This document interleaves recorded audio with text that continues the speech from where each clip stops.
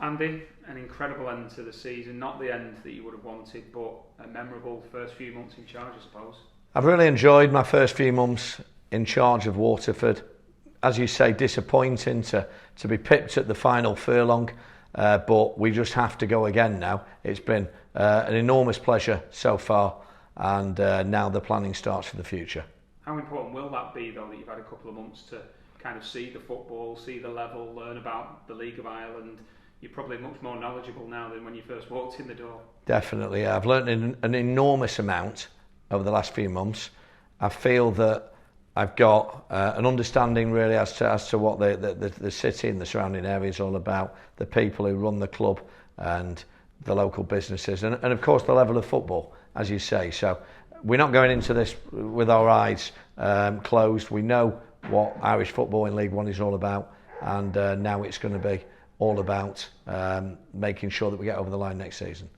And I know the level of football, you've learnt about it. This isn't the level you want to be in the long term, is it? You want to get yourself into the Premier League. A club like Waterford has to be in the Premier League, and as I said before, it's disappointing we didn't make it, but that has just made me even more determined to make sure we'll move heaven and earth to do whatever we can to win that league and to get out without the playoffs and to be a Premier League club in the season after next.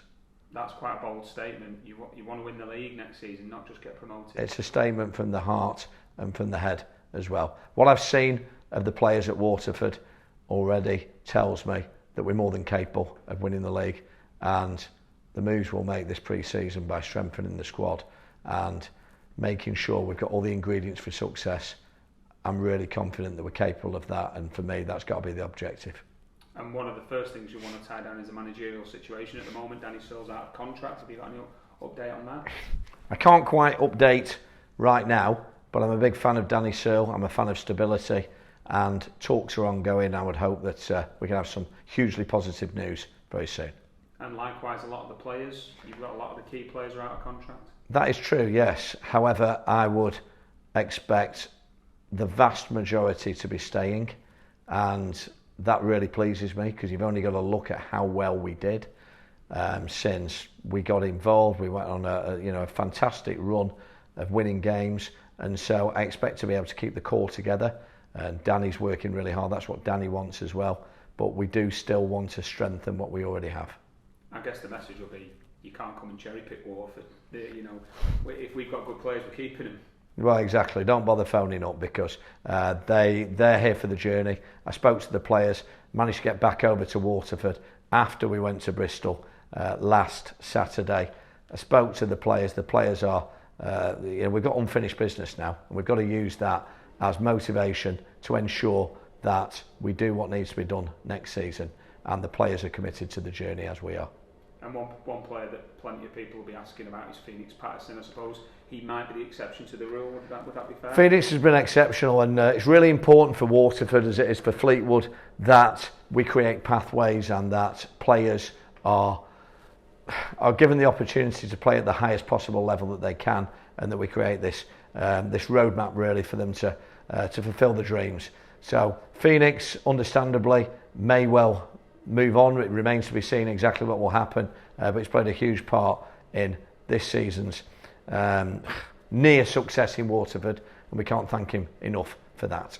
Is that important, though, that you show that if a player does come and is the best player in the league, that you will give them the pathway, and will that encourage other players to maybe come to Waterford, knowing that if you do well, you'll get yourself a move? Well, as I said at the Witt Arena, I'm in this for the long term, and what is incredibly important is that we can demonstrate that we are as good as our word, and that if players do come and sign for Waterford, we will do all we can to help them fulfil their dreams and go on to play at a very high standard. So if Phoenix does move on, then that is a success for Waterford, and that's a success for Phoenix, and we intend to do that. I make no apologies in the future, but I also intend to ensure that Waterford has sporting success.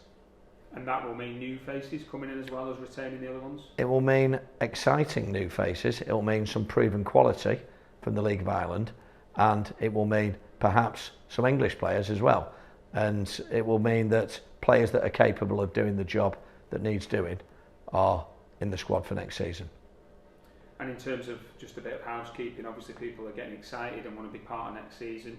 Season tickets, there's a slight delay while I believe you improve the ticketing system. Well, yeah, we cannot just invest in the playing squad. We need to invest off the field as well.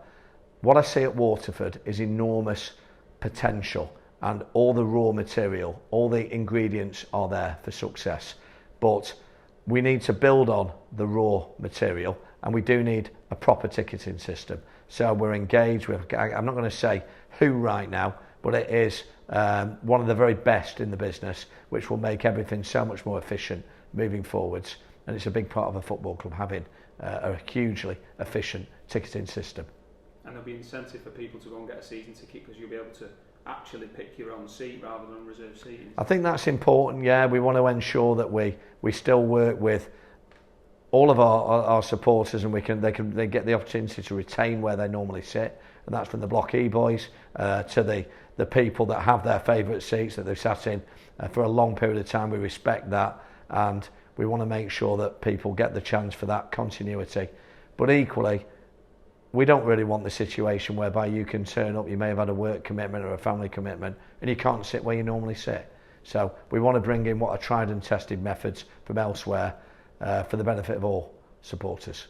And the kits, people may have read in the newspapers about the issues that the kit suppliers have in Jack Sports. Is there anything you say about that? Talks are ongoing, and we are in a situation whereby, who knows, we may be able to do something with the administrators whereby we can retain an Umbro kit. It may be a different brand, but again, we want to make sure the players look smart, the supporters look smart.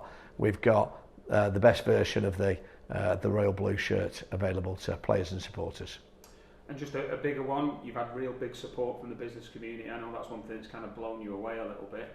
That's something that you want to continue to engage with, isn't it? It's something I want to continue to engage with, but I want to take to another level. And what I expect to do in January is to be over in Ireland and to look to get together some sort of, similar to what we did with the supporters, with the business community, and to look to see what is the art of the possible, how can we work together, and how can we all spend money with each other and go from strength to strength. So overall, sat here, it seems like the message is we've had a big setback last week, but you're just kind of getting started. I'm excited, I'm determined, and we've got some fantastic people behind us. We've got incredible supporters, and the business community, I know, and I'm sure the powers that be at the council, etc., will back us. And it's going to be a great time to be a Waterford fan moving forward.